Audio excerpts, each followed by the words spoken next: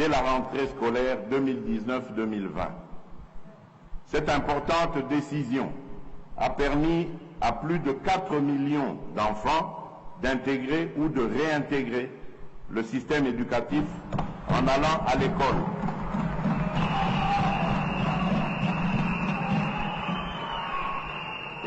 Et de réduire de manière substantielle les charges des parents pour l'éducation de leurs enfants. Je me dois de souligner que la politique de gratuité a induit des effets de divers ordres. Des instructions précises ont été données au gouvernement afin d'arrêter des mesures d'accompagnement. Il s'agit notamment de la prise en charge par le Trésor public des salaires de 230 536 enseignants non payés, l'allocation des frais d'accompagnement, l'allocation des frais de fonctionnement, aux écoles primaires publiques de Kinshasa et de Lubumbashi, jadis non bénéficiaires d'aujourd'hui, et la multiplication de nos cités et de nos villes qui ont fini de prendre de court nos infrastructures insuffisantes et vieillissantes. Comme je le répète souvent, nous devons rompre avec la culture du potentiellement riche pour s'inscrire dans la logique de la réalisation effective et efficiente de nos potentialités. C'est fort de cette conviction qu'a été organisé du 20 au 22 août 2019 le Forum de Matadi sur l'énergie, mère du développement rapide et de la modernité bien comprise. De ce forum est sortie l'option volontariste que l'énergie devrait être considérée comme une priorité du quinquennat en cours. Cette annonce tirait son réalisme des lois numéro 14/011 du 17 juin 2014 sur l'électricité et numéro 15/026 du 31 décembre 2015 sur l'eau, qui ont révolutionné notre gestion passée dans ces deux domaines désormais libéralisés. C'est toujours grâce à cette conviction que j'ai encouragé certaines réalisations. Par exemple, à Kinshasa, dont la grandeur et la densité comptent parmi les plus grandes dans notre pays, dans notre continent et dans le monde. 2 nouvelles usines de production d'eau potable sont actuellement en construction pour résorber le déficit. Il s'agit de l'usine de Lembaïmbou, dont la production finale sera de 220 000 mètres cubes par jour, et de celle de Mbiza Ozone, qui, elle, en produira à terme 300 000 mètres cubes par jour. Par ailleurs, la réhabilitation du captage de Ndjili ramènera au réseau quinois 330 000 mètres cubes par jour supplémentaires. Ce qui se fait à Kinshasa se fait également, toute proportion gardée, dans nos provinces, où l'existant est entretenu et réparé, où les nouvelles structures de production et de distribution sont projetées ou en construction, et même où les forages, les adductions d'eau et les bornes fontaines sont installées pour répondre aux besoins de nos populations. S'il s'observe un tel dynamisme dans le domaine de l'amélioration de la production et de la distribution de l'eau potable, celui-ci est encore plus notable dans le domaine de l'électricité, où l'application de la loi de la libéralisation ne pose pas un problème. Pour ce qui est du projet Grand Inga, les financements sont en passe d'être bouclés avec plusieurs développeurs et off-takers.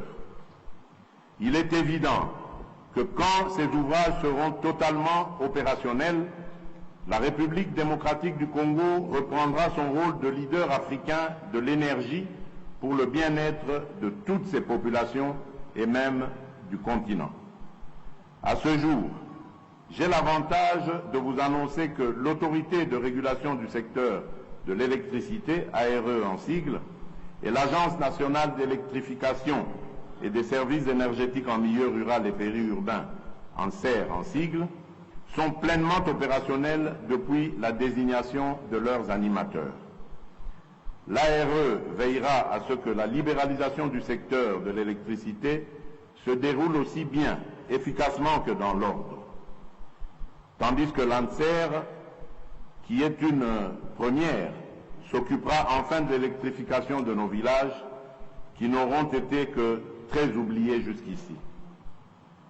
La stratégie choisie est de trouver rapidement des moyens pour la construction des micro- et mini-centrales hydroélectriques et solaires, de manière à fournir de l'énergie aux principales grandes agglomérations et aux chefs-lieux de tous nos territoires. Bientôt, il en sera également ainsi pour la loi sur l'eau dont les mesures d'application ont fini d'être examinées au niveau du gouvernement. Honorables députés et sénateurs, distingués invités, l'un des points déterminants dans le parachèvement de la réforme des entreprises publiques et la mise en œuvre effective des établissements publics susvisés est la revisitation du monopole dont jouissaient hier encore la SNEL et la Régie des eaux.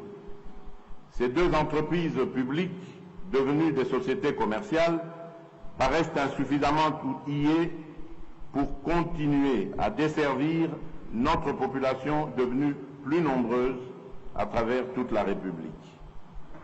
Cette importante réforme dans les secteurs de l'électricité autorise dorénavant tout opérateur remplissant les conditions prévues par la loi à investir dans l'un de ces domaines. Je nourris la conviction que l'aiguillon de la concurrence dans le secteur non seulement accroîtra la production, mais aussi occasionnera une baisse conséquente des prix. Honorables députés et sénateurs, distingués invités, un autre défi qui a retenu mon attention au cours de cette année 2020 est celui qui touche à l'environnement. En effet, à l'instar des autres pays du monde, la République démocratique du Congo fait face aussi à trois défis environnementaux: le changement climatique, l'érosion de la biodiversité et le changement d'utilisation des sols et de l'eau. Parmi les initiatives prises pour apporter des solutions à ces problèmes, j'ai mis en œuvre un ambitieux programme intitulé « Jardin scolaire pour 1 milliard d'arbres » en vue de la reconstitution du couvert forestier du pays. À cet égard, j'ai instruit la finalisation du tout premier document de politique forestière nationale devant jeter les jalons de la révision du Code forestier. À cet égard, j'ai instruit la finalisation enfin, j'ai créé au sein de la présidence une agence de transition écologique et du développement durable ayant pour mission de concevoir, coordonner et implémenter les politiques nationales relatives à la transition écologique. Cette agence établit les indicateurs nationaux de performance et de développement durable pour mesurer le niveau d'avancement de la transition écologique en République démocratique du Congo. Honorables députés et sénateurs, distingués invités, un autre défi tout aussi important qui a fait l'objet de nos préoccupations au cours de cette année 2020 est celui de la diplomatie. En effet, sous notre leadership, la République démocratique du Congo est en train de reprendre progressivement sa place dans le concert des nations. Le 9 février de cette année 2020, en marge de l'ouverture des travaux de la 33e session de l'Assemblée générale de l'Union africaine, j'ai été élu vice-président pour 2020 et président de cette organisation régionale en 2021.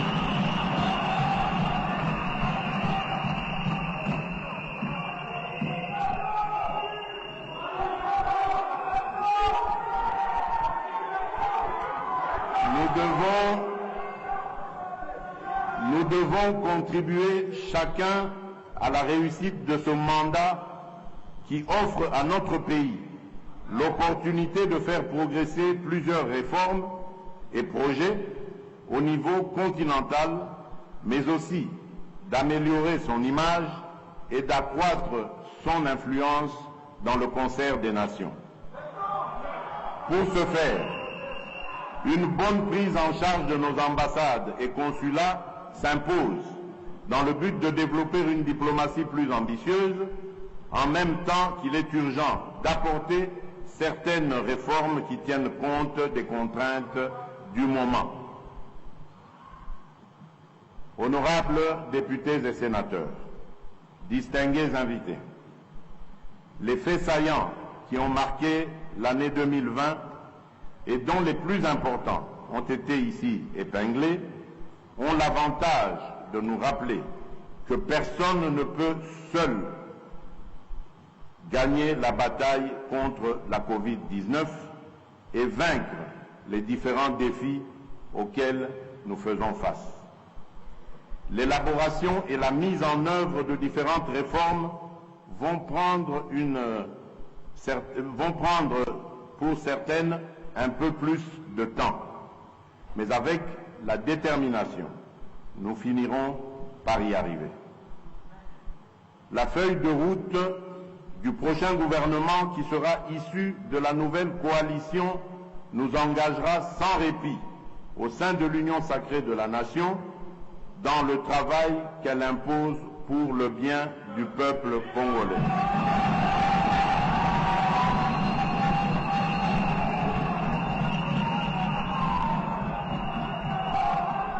Dès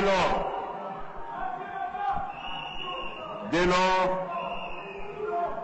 travaillons tous ensemble, dans la concorde, sans exclusion aucune, pour mettre fin à cette pandémie, pour mettre en place des systèmes de santé résilients, à même de protéger nos peuples à l'avenir et pour bâtir notre pays.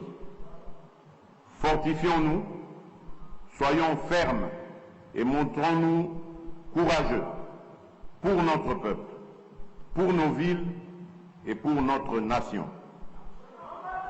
Que Dieu bénisse la République démocratique du Congo. Je vous remercie.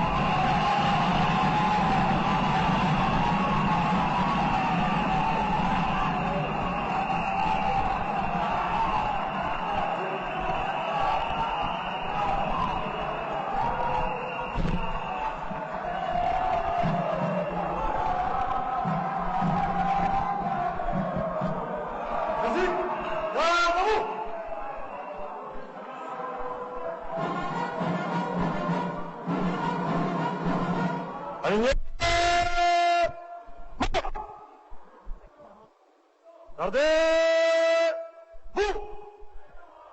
Au centre, présentez. Armes. Musique, fermez la porte.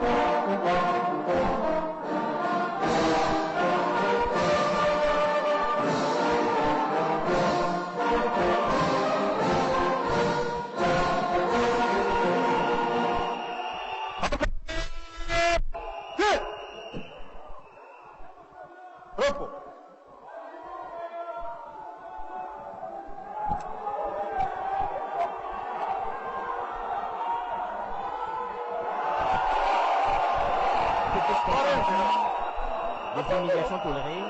C'est quand même une phase qui résonnera pour longtemps.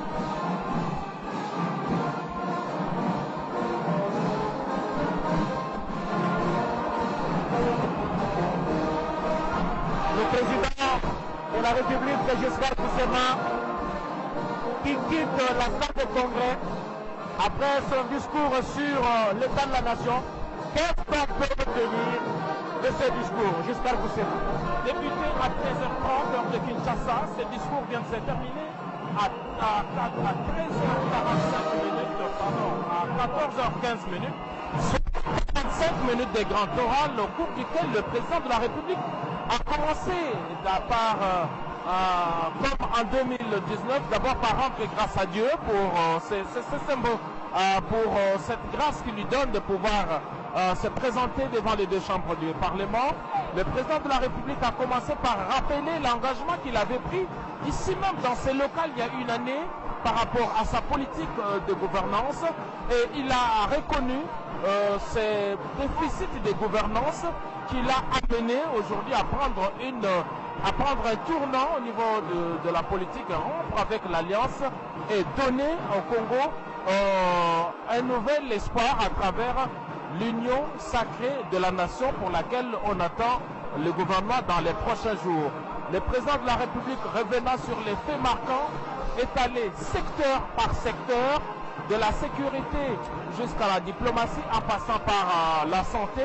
Bref, aucun aspect, et par devoir de redevabilité, le président de la République a donné quelques faits marquants. On retiendra par exemple dans le domaine de la santé les efforts entrepris par lui pour venir à bout de la maladie de la Covid-19, même si le président de la République reconnaît quelques défis importants pour juguler définitivement cette maladie. Dans les domaines de la diplomatie, le président de la République a fait mention de ses retours de la RDC dans les giron des nations avec son élection comme premier vice-président de l'Union africaine d'abord et puis président de l'Union africaine.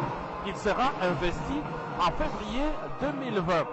Dans les domaines sécuritaires, des efforts qui ont été déployés dans l'est du pays, toutes les mesures prises par lui ont été également épinglées.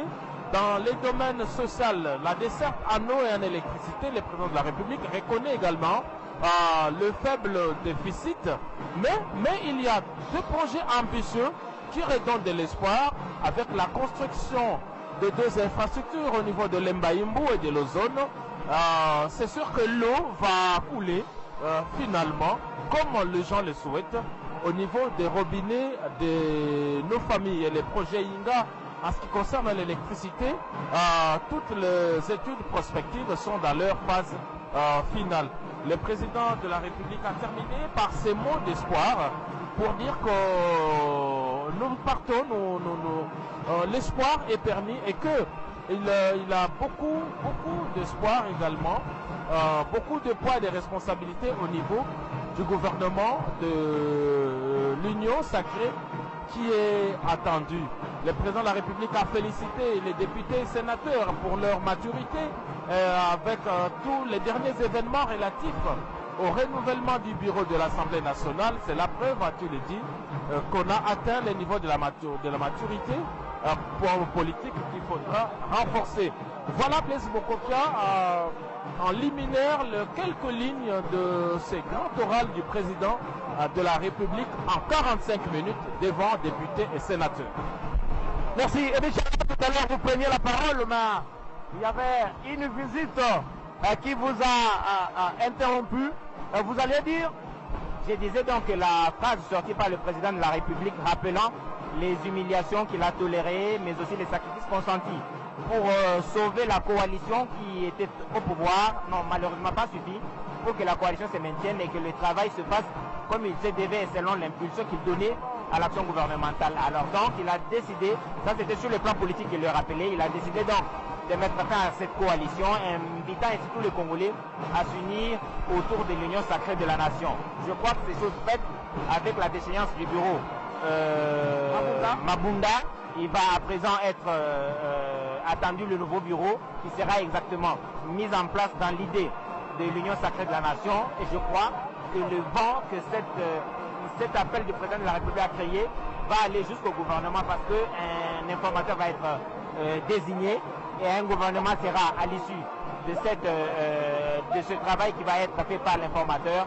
Un gouvernement sera mis en place et cette fois-là, je crois que le président de la République va trouver des interlocuteurs ou des répondants sérieux sur les terrains en train de travailler pour concrétiser sa vision. Kweli mnatoka kufuata hotuba wa rais, aliweza kugusia hatua yote ya Jamhuri ya Kidemokrasia ya Kongo, aliweza kusemea mambo yote yenye kupitikana, kwani iko na bidii, iko na jitahidi juu ya kuendesha nchi mbele, hata kama waliweza kumtafuta, kumpezesha, kumshusha, lakini nia yake ni nchi iweze kuendelea mbele, raia wa Kongo waweze kufaidia na yote yenye kupatikana ndani ya nchi. Aliweza kusemea hatua yote yenye amekusha kuchukua juu ya kuweza kuendesha nchi, kuweza kujenga nchi, kusiwe hata fasi moja yenye itaweza kukosekana.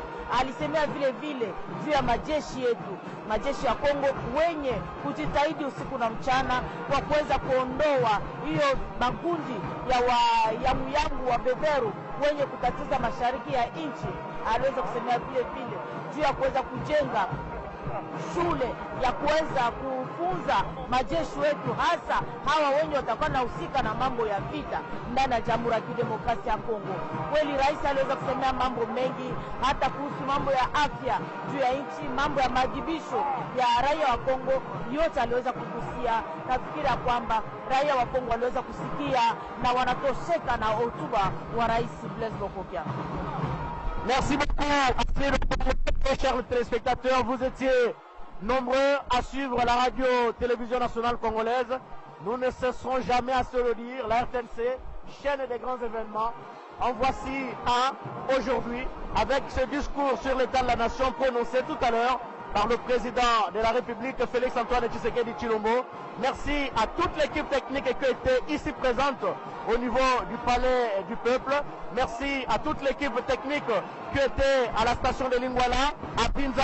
Merci à Edith Chala, merci à Giscard Koussema, merci à Asril Okongo, merci à Mathieu Moudibango, merci à JR Diakadi avec ces belles images de Jiren Skelani. Merci à tout le monde et nous aurons l'occasion de vous retrouver prochainement avec le même plaisir. Merci.